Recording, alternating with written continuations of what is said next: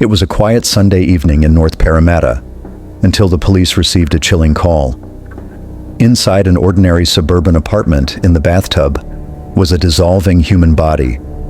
The smell was noxious, the scene unreal. Hydrochloric acid had eaten through flesh.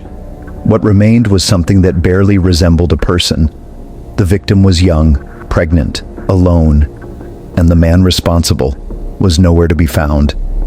Who was she? And why did someone try to erase her? The address: Unit 3, Pennant Hills Road, North Parramatta. A modest two-bedroom flat in a quiet residential block. Responding officers approached cautiously. No forced entry, no signs of struggle on the outside, just silence. But inside, something clung to the air, thick, chemical, and unnatural. The walls were still. The lights flickered, and then they saw the bathroom. A bathtub filled with a translucent pale green liquid, hydrochloric acid, nearly 60 liters of it. Beneath the bubbling surface was something unrecognizable, human remains, partially submerged, partially dissolved. The acid had eaten away at the skin. Bones were visible. Hair floated like seaweed in a toxic tide. The officers stepped back, choking on fumes. They called for hazmat, forensics, anyone who could make sense of this horror. But it was already too late. The young woman inside that tub had been dead for hours, maybe longer. The call that led them here didn't come from a stranger. It came from a woman, desperate, panicked. It was Miraj Zafar's mother. Her voice shook as she explained. "He told me. He did something to his wife. He said he put her in acid. I don't know what to do." It wasn't just a confession. It was a final attempt to stop something irreversible. At first, they didn't know who she was. No ID, no wallet, no purse, just a body melting in corrosive acid. The forensics team worked through the night. One technician said they'd never seen anything like it. Eventually, they found a name tucked away in a police database. A missing persons report filed days earlier. Arnima Hayat, 19 years old, aspiring medical student, reported missing by a friend. The pieces began to fall into place, and what emerged was a nightmare. This isn't just a story about murder. It's about obsession, control, and calculated cruelty. It's about a girl full of dreams, and a man who couldn't stand to let her go. It's about what happens when warning signs are ignored, when love turns to ownership, and when silence becomes fatal. This is the story of Arnima Hayat and the man who tried to erase her. Welcome to the case of Miraj Zafar and the acid bath that shocked a nation. Arnima Hayat was born in Bangladesh. She was only 9 years old when her family migrated to Australia, seeking stability, opportunity, and safety. They settled in Western Sydney, a tight-knit Bangladeshi community, modest life, strong faith, quiet pride. From a young age, Arnima stood out, bright-eyed, inquisitive, soft-spoken, but never shy. She was the kind of girl who asked questions, who stayed up late reading, who corrected you if you pronounced something wrong. To her parents, she was a beacon of promise, the first to truly dream beyond survival. She wanted to become a doctor, not for status, but to help. She hated seeing people in pain, her cousin once said. She'd cry during hospital shows. By 17, she was tutoring neighborhood kids. She got top marks in biology. She volunteered at a clinic on weekends. She didn't party. She didn't rebel. She made dua every night before bed. And yet, for all her light, darkness still found its way to her. To her friends, Arnima was hilarious. She had the driest sense of humor. She could quote TikToks in a heartbeat, and she loved sending voice notes at 3 a.m. She was obsessed with getting better in life, and had a soft spot for baby goats. But there were things she didn't say. Her texts were always cheerful. But sometimes, just beneath the emojis, there was hesitation. She once texted a friend, "Lowell, I swear if I disappear, blame the guy I married." No one took it seriously until it was too late. Like many young Muslim women, Arnima lived between two worlds. One shaped by faith, family honor, and community. The other by independence, identity, and choice.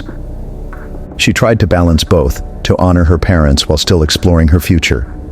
But being a daughter of tradition meant choices came with scrutiny. When she began seeing someone in secret, she told only 2 friends. "My parents wouldn't approve, but I think I love him." The man she was referring to was Miraj Zafar. At first, Arnima seemed happy, giddy even. She said he made her feel safe. He'd pick her up after class, buy her lunch. He texted her constantly, every hour, every day. But soon the texts became excessive. "Where are you? Why didn't you answer? Who are you with?" She laughed it off. "He's just protective." But friends noticed her pulling away. No more sleepovers, fewer classes. She deleted her socials. She said she was tired, said she needed space. But her eyes looked afraid. Then, one day, she vanished. Not completely, but enough to scare the people who loved her. Texts went unanswered, calls went to voicemail. Finally, she reappeared, married, in a religious ceremony, quiet, unregistered.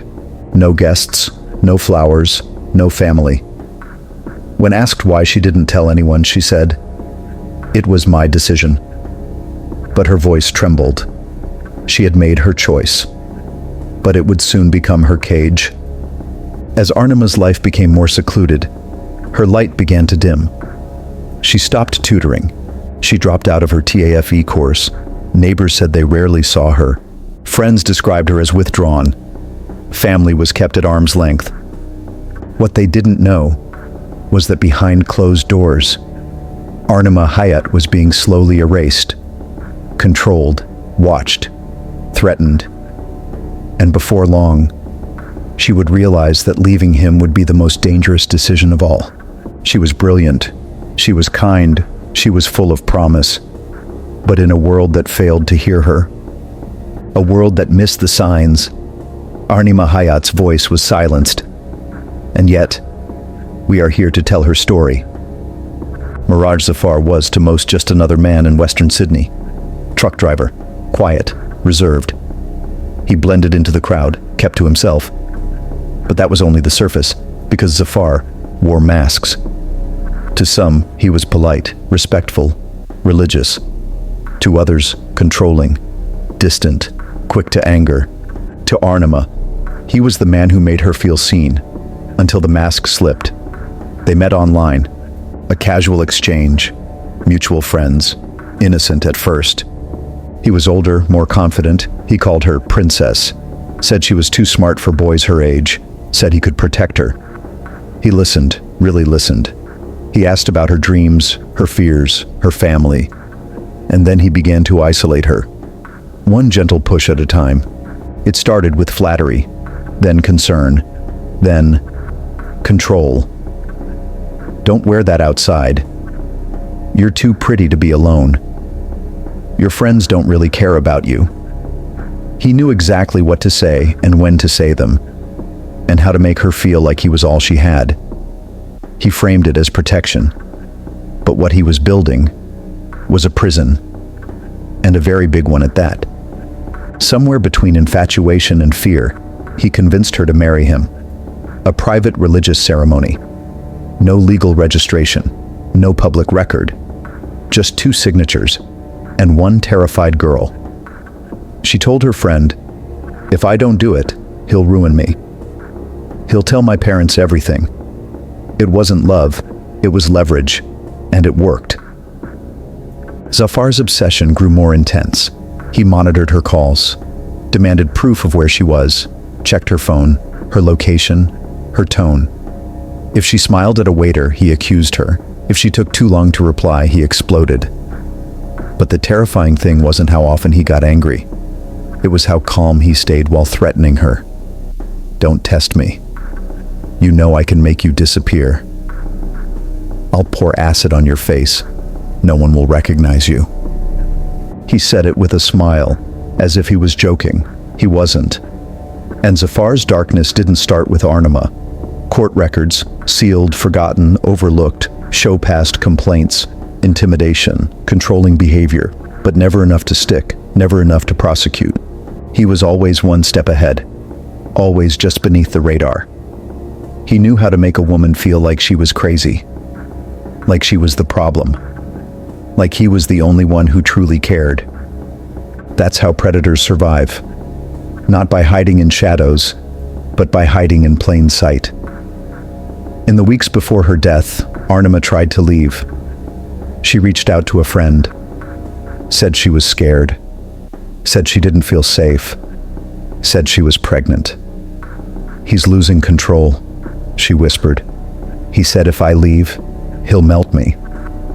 The friend begged her to go to the police. Arnima nodded, but never did. Maybe she thought he was bluffing. Maybe she believed he still loved her. Maybe she was too scared of what would happen if she tried.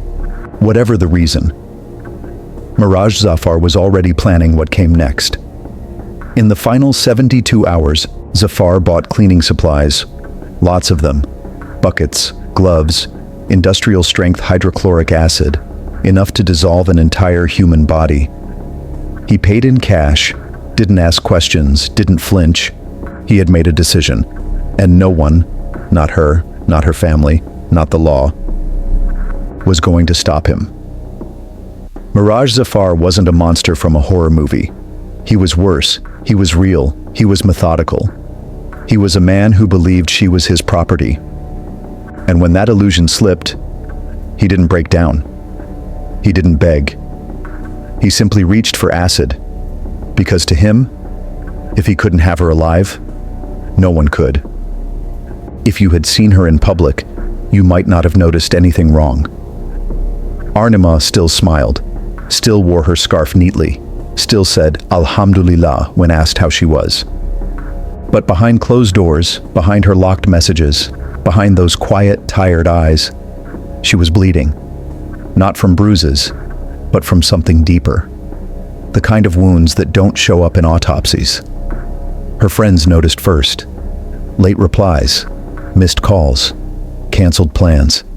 She stopped showing up to class, stopped joining Zooms, stopped smiling in pictures. She gave excuses. "I'm just tired. I've been busy with him. Everything's fine, Wallah." But fine was her final line of defense. In truth, she was disappearing piece by piece. One friend saved every message Arnima ever sent. She couldn't delete them. Not after what happened. In those texts, a pattern emerges. She tells jokes, then goes silent. She shares memes, then apologizes for replying late. She says, "He checks my phone now.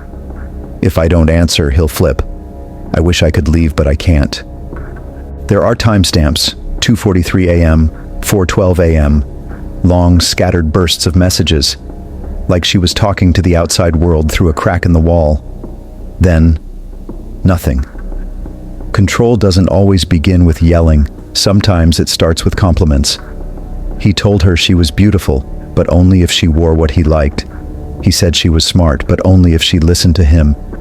He claimed to love her, but only when she obeyed. Everything was conditional, love weaponized, affection dangled like a reward. And over time, she stopped questioning it.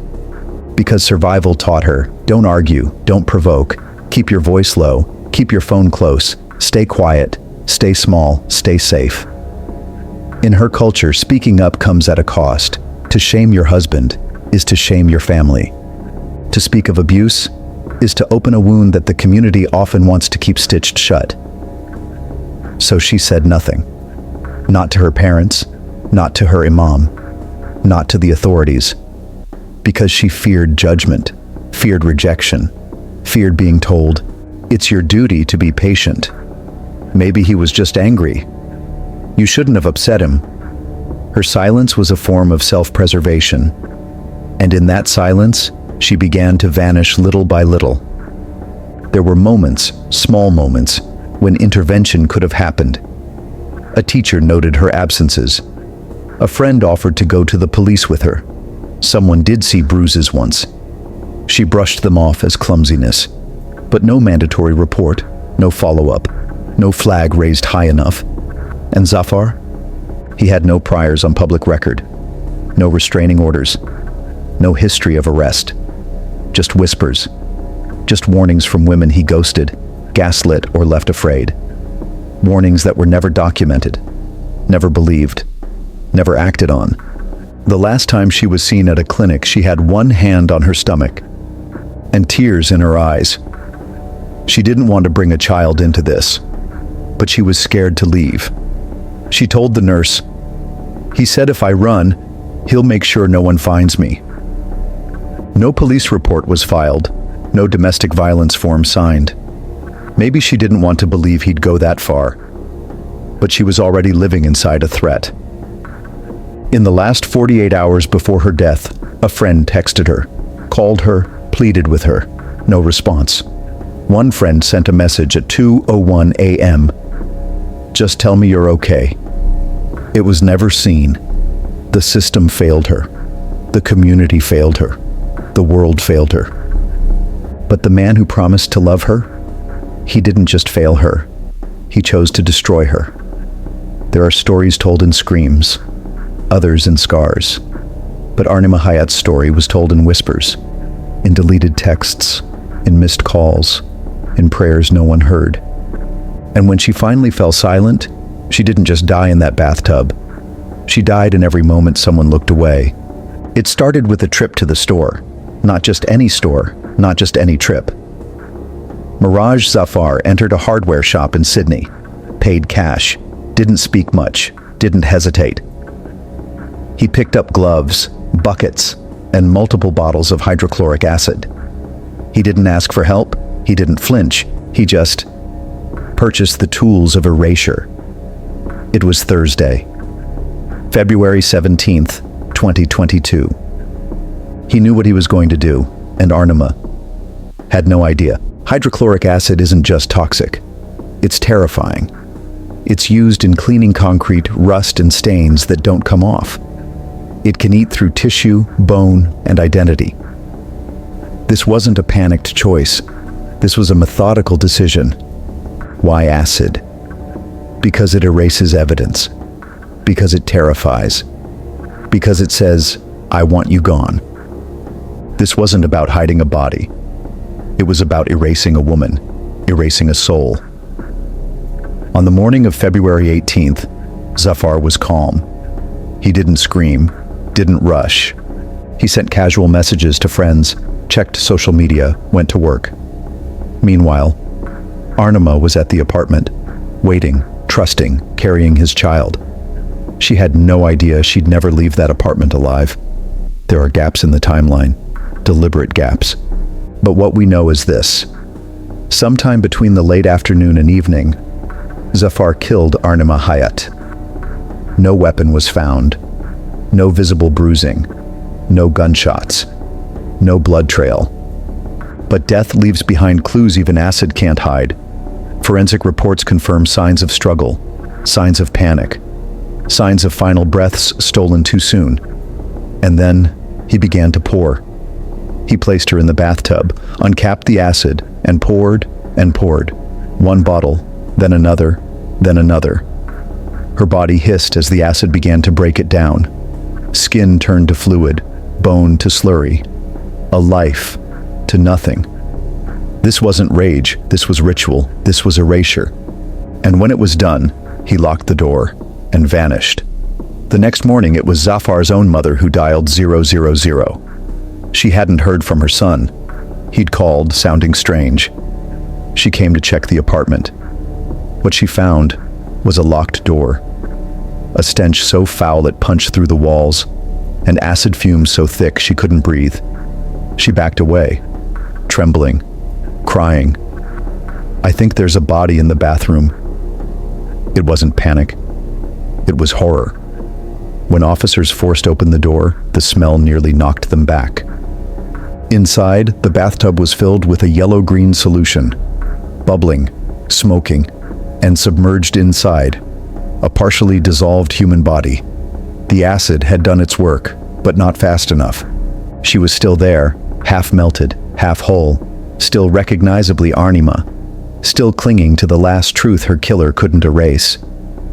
By the time the police arrived, Miraj Zafar was gone.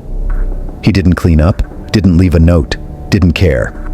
He was already in hiding, leaving behind only one thing: a nightmare, a chemical-soaked tomb, and a question that echoed through the walls. Why? But this wasn't over, not by a long shot. Because now, a manhunt had begun, and justice was about to catch up. Miraj Zafar believed he could disappear. That acid would erase everything. That fear would keep the truth buried. But Arnima Hayat's death didn't vanish. It screamed, it burned, it dissolved everything except her memory. And now, the world was watching. Because monsters don't just vanish, they run, and they leave a trail. Within hours of discovering the acid-filled bathtub, the news broke. Every outlet, every station, every feed. Woman's body found dissolving in acid. Police seeking Miraj Zafar. Horrific murder in North Parramatta. And suddenly, he wasn't just a name. He was a face, a headline, a ghost in every screen. Australia had its most wanted man. The first 12 hours after a murder are critical. Police scrambled, highway patrol alerted, border force notified, airports locked down. But Zafar had already vanished. He'd left behind his phone, ditched his vehicle. He knew the game and how to buy time. What they didn't know yet was that someone might have helped him. New South Wales Police launched Task Force Ironbark. Its sole mission: find Miraj Zafar. They combed through CCTV, bank transactions, toll booth footage, gas station cams. They called in linguists for voicemail analysis, cyber units for social activity. The entire system pulsed toward one objective, no matter the cost: bring him in alive. Then came the social storm. Twitter, TikTok, Reddit. Every post a clue, every thread a rabbit hole. People posted sightings. I saw him in Punch Bowl. He's hiding out in Lakemba. He's already left the country. False leads spread like fire. Fear turned into obsession. And through it all, Zafar was still gone.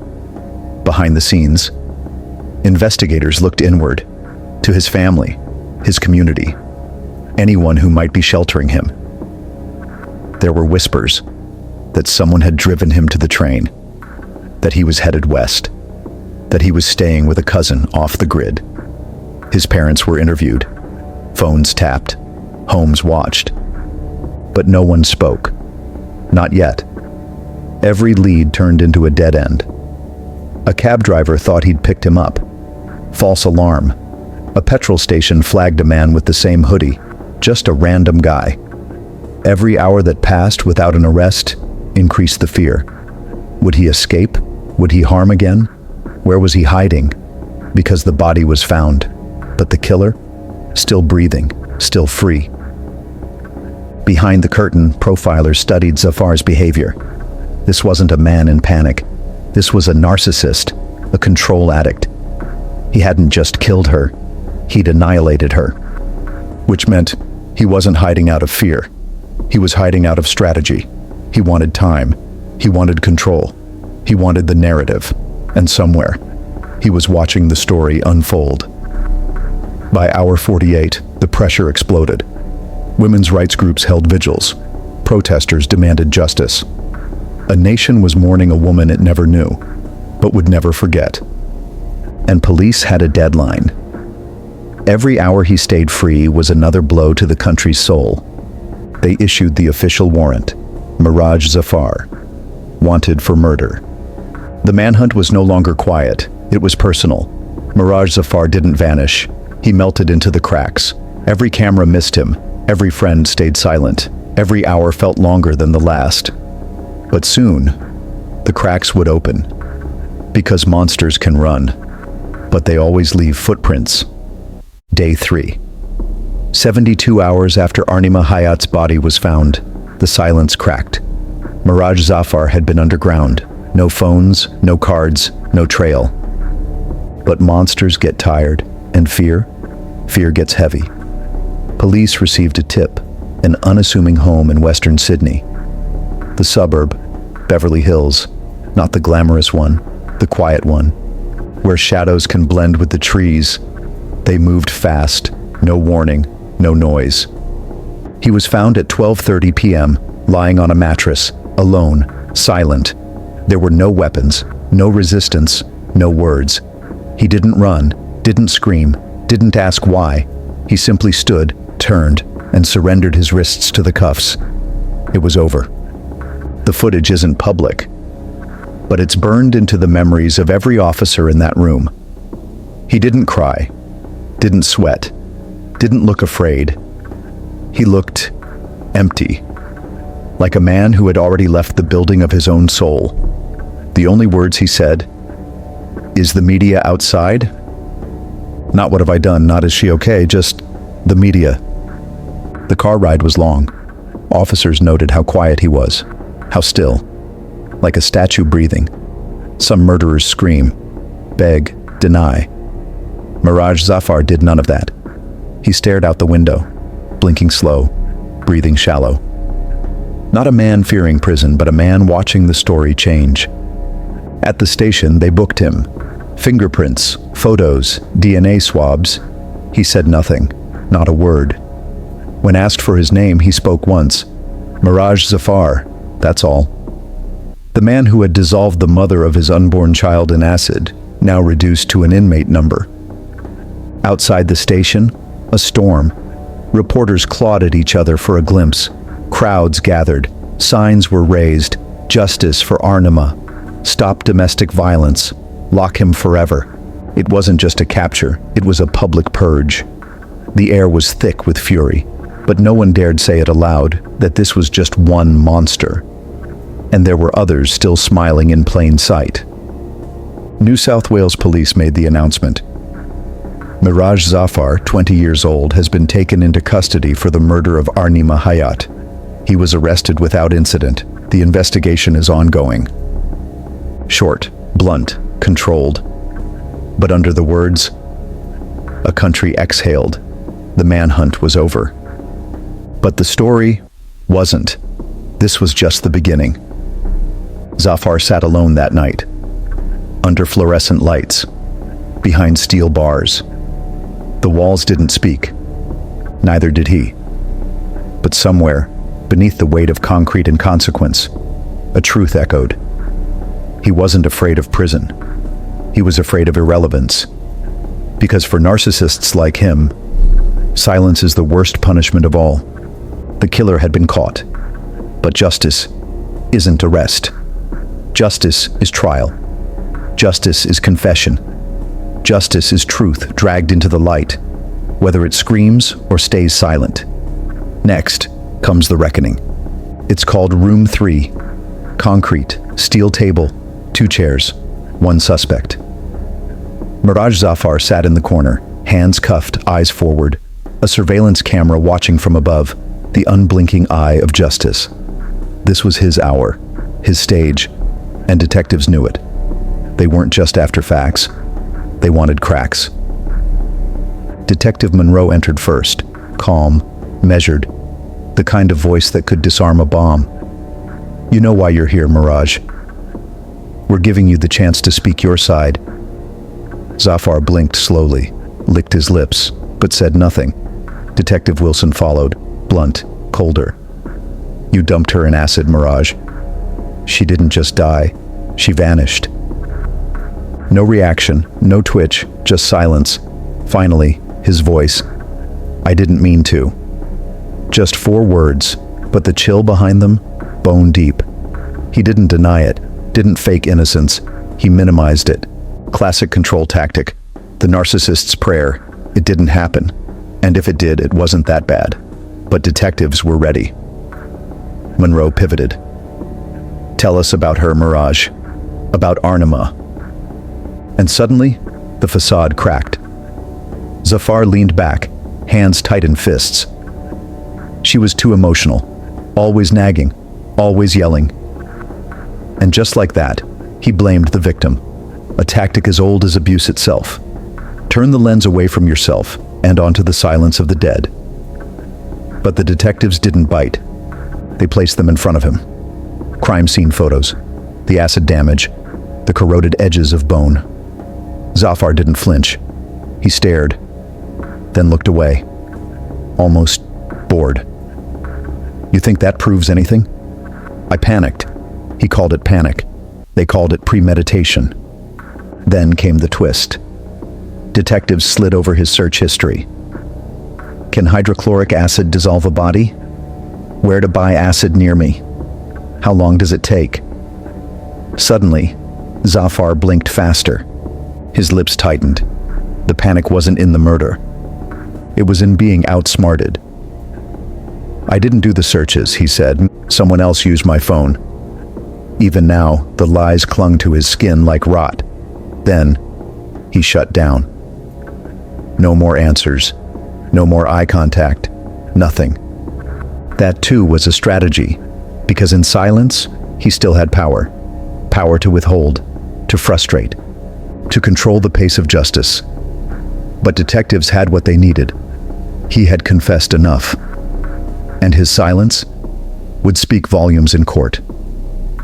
Zafar was escorted back to holding, still silent, still cold. Behind the two-way mirror, Monroe turned to the room. He'll never cry, he'll never confess, but he will be convicted. And so, the game shifted again. From interrogation to indictment. You can ask a killer why he killed. But some truths aren't made of words. Some are made of absence, of remorse, empathy, regret. In that room, Zafar showed the world who he truly was, not with a confession, but with a void. September 2022, the courtroom doors creaked open, and so did the wounds. Miraj Zafar, now 21, entered in prison greens, expressionless, motionless, a statue carved from concrete and ego. The courtroom was packed. Journalists, activists, Arnima's family. Some carried photos, others clutched rosaries, but all carried one thing in common: grief sharpened into fury. Zafar stood as the charges were read. One count of murder. One count of improperly interfering with a corpse. One count of domestic violence-related assault. When asked how he pleaded, not guilty. A hush fell. One relative gasped audibly. Someone in the gallery whispered, "Monster," but the court moved on.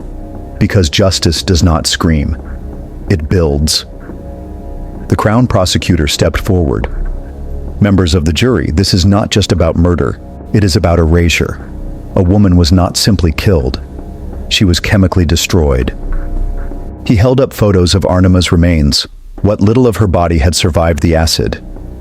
Miraj Zafar didn't just want her dead. He wanted her gone. Each word sliced deeper. Every image burned a new scar into the room. The Crown laid it bare, hydrochloric acid containers from the apartment. Zafar's Google search history, surveillance footage of him buying gloves, plastic sheets, acid, but most chilling, a receipt, time-stamped, dated, intentional. The defense called it panic. The Crown called it premeditation. Dr. Elena Park, lead forensic expert, took the stand.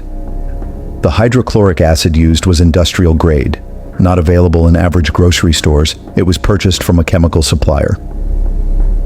Jurors winced as she detailed. The acid was poured over the body post-mortem. Several bones were partially dissolved. Only fragments of the skull, teeth, and pelvic bone remained. It wasn't panic. It was chemical annihilation. Then came the voice Zafar couldn't silence, Arnima's mother. She entered trembling, clutching her daughter's graduation photo. Her voice cracked as she spoke. She called me the day before, said she was scared, said he was getting darker, colder. She was pregnant. She wanted out. Now I can't even bury her whole. The courtroom stood still. The silence screamed. The defense tried. They spoke of mental distress, of momentary breakdowns, of misjudged panic. But even they seemed unsure, grasping at fog.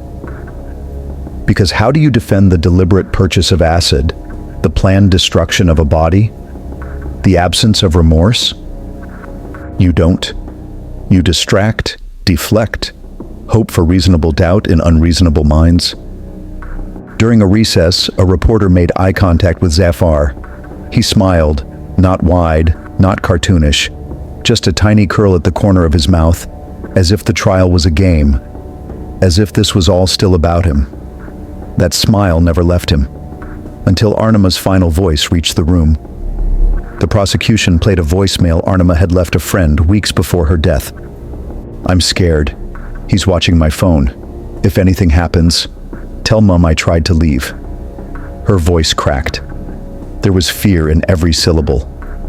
In that moment, she became real again. Not a headline, not a forensic case file. A woman, with a beating heart, begging for escape. As the trial adjourned for the day, a storm lingered in the air. Zafar was escorted out, expression still blank. Smile, gone. But Arnima's voice echoed in every juror's mind, and in the next hour, they'd decide whether her killer would ever see daylight again. The sky was gray. It always is on days like this. Outside the courthouse, crowds gathered. Reporters, activists, strangers who had never met Arnima, but carried her story in their hearts. Inside, her mother sat in the front row, eyes swollen, back straight. She had waited for this day with both hope and terror. The jury entered single file, 12 people. All eyes down, except one juror, whose gaze locked on Zafar. He looked back at them, blank, as if it was their fate on the line, not his. The judge asked, "Have you reached a verdict?" A pause. A nation held its breath. "Yes, Your Honor." The clerk stood. "On the count of murder, we, the jury, find the defendant guilty." The air in the courtroom fractured. A cry, a gasp, a sob stifled in someone's scarf. Zafar's jaw tensed, but his face remained stone. Not a flicker of regret, not a tear, just nothing. Now came the reckoning.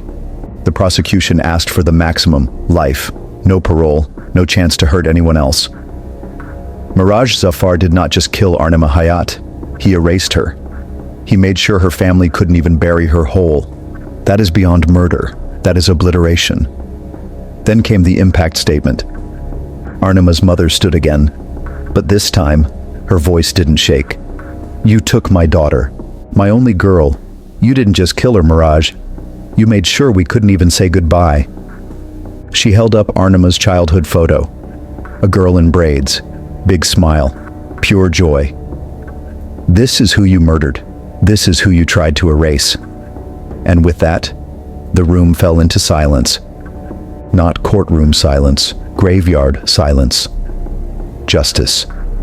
Graham leaned forward. "This was not a crime of passion. This was a crime of domination. You did not stop after death. You sought to erase Arnima from this world, and that is a cruelty beyond comprehension. This court sentences you to life imprisonment, with no possibility of parole for 28 years. His voice was cold as he passed the long-awaited judgment. Zafar blinked. No protest, no outburst. Just quiet acceptance, as if even he knew he'd never walk free again. Outside, Arnima's name echoed. Not Zafar's. Arnima's. Vigils were held, murals painted. Her face, once hidden in a cruel crime, was now everywhere. She became a symbol of resilience, of how systems fail women, and how voices, even posthumously, can roar. Zafar was transferred to a maximum security prison. His name no longer on headlines, but in prison rosters. No phone, no spotlight, no control. A predator caged, a voice silenced, but not forgotten. Arnima Hayat loved to dance. She wanted to be a nurse. She was pregnant. She was leaving him. And for that, he tried to erase her. But what he couldn't know is that sometimes the people we try to erase become immortal in the telling. This was the story of Arnima Hayat, not just a victim, but a voice. May she never be forgotten. May we never stop asking, why wasn't she protected in time? And may her story fuel the fight to stop the next one. Because there will always be another, unless we change everything. Now we want to hear from you in the comments. What red flags were ignored in Arnima's story? What systems failed her? And how can we stop it from happening again? Your voice isn't just a comment. It's a conversation that could save a life. If this story moved you, if you believe Armina's voice should never be silenced, like this video, share it, and subscribe to the channel. Every view helps spread her story. Every subscriber helps shine a light on the shadows most people never see. Let's make sure her name is never forgotten. Not just remembered, but heard.